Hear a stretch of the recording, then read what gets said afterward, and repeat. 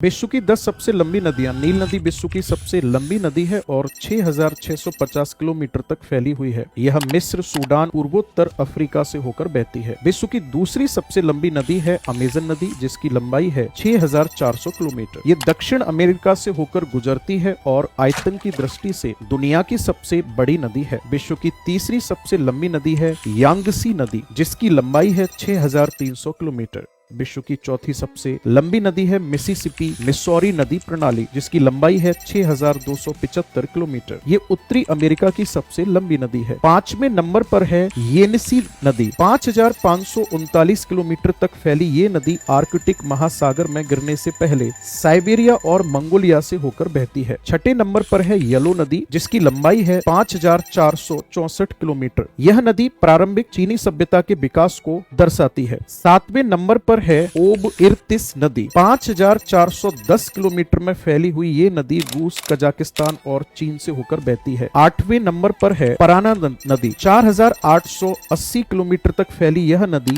दक्षिण अमेरिका से होकर गुजरती है। और 9वें नंबर पर आती है कांगो नदी। 4,700 किलोमीटर तक फैली यह नदी अफ्रीका की सबसे गहरी और सबसे शक्तिशाली नदी है। और दुनिया की 10वीं सबसे लंबी नदी है अमूर नदी, जो 4,444 किलोमीटर तक फैली है।